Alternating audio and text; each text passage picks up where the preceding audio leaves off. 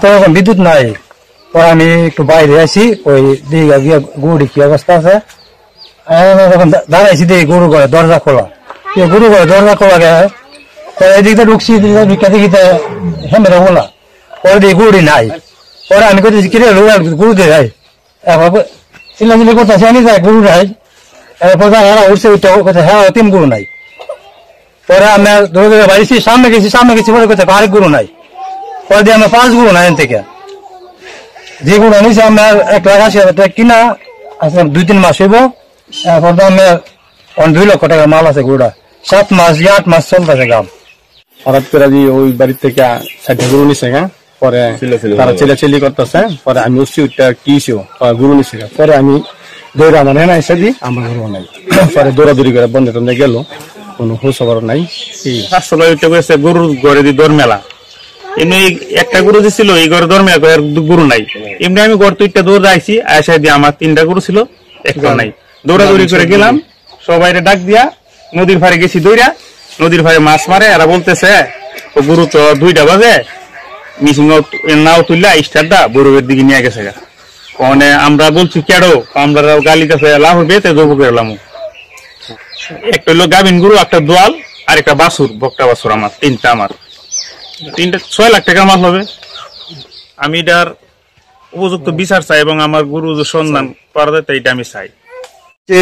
গতকালকে তো 5টা গরু নিচে গতকালকে 5টা গরু নিছে, তো যখন খবর নিলাম তখন বলতেছে যে আরো 1 মাস আগেও 5টা গরু নাইছে।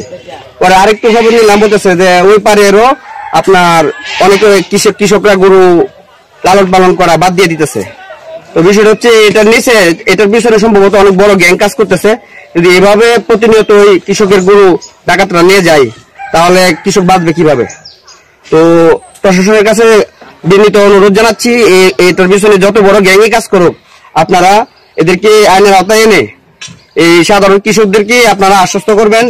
কালিকাপুর সদর গুদারঘাট হইতে বিভিন্ন জায়গা থেকে গরুগুলা এইভাবে চুরি করে তারা নিয়ে যাচ্ছে। পাশাপাশি গরু নেওয়ার পাশাপাশি তারা আমাদের এলাকার যে লোকজন আছে, তারা আমার মনে হয় অধিকাংশ মানুষ এই পেশার সাথে জড়িত আছে, এই চোরগুলার সাথে। তারা আবার একটা কাজ করে, গরু নেবার আগে তারা যে পলি বিদ্যুতের লাইনগুলা একটু অফ করে দেয়। আজকাল হয়তো যে 5টা গরু নিচ্ছে আমাদের এই এলাকা থেকে, এই গরু নেবার আগে 3 ঘন্টা গরু নেওয়ার পর পর্যন্ত 3 ঘন্টা কারেন্ট নাই। তারা এই কাজগুলা করে। আমাদের এলাকা কালিকাপুর ইউনিয়নে ইদানিং কালে গরু চুরির একটি মরণ বিধিতে দাঁড়িয়েছে, এবং কৃষকরা, গরিব কৃষকরা তাদের মাছ থেকে যদি গরুটা নিয়ে যায়, তারা নিঃস্ব হয়ে যাচ্ছে। আমি অনুরোধ করব ভৈরব প্রশাসনকে, এবং যাতে প্রশাসনিক ব্যবস্থাটা একটু সুন্দর করা হয়। আর আমরা যারা সামাজিক মানুষ আছি, আমরাও সহযোগিতা করার জন্য ইনশাল্লাহ করব। আমাদের কালিকাপুর ইউনিয়নে পরিষদের পক্ষ থেকে গ্রাম পুলিশ দিয়ে হলো আমরা সেই টহলের ব্যবস্থা করবো ইনশাল্লাহ। গত রাত 3:30টার সময় জনক ব্যক্তি সরকারি মোবাইল নম্বরে ফোন দিয়ে বলে যে তাদের কালিকা বাসাদ এলাকা থেকে কিছু 5টা গরু চুরি হয়ে গেছে। গরুগুলা মানে কোন দিকে গেছে এটা বলতে পারলে, বাইরেও যাইতে পারে অথবা নদী পথে যাইতে পারে, এরকম বললো যে আপনার একটু নদী পথে খেয়াল রাখেন। তখন 3:30টার সময় আমার একটা টিম রেডি করি, নদী ভৈরবের মেঘনা নদীতে পাঠাই।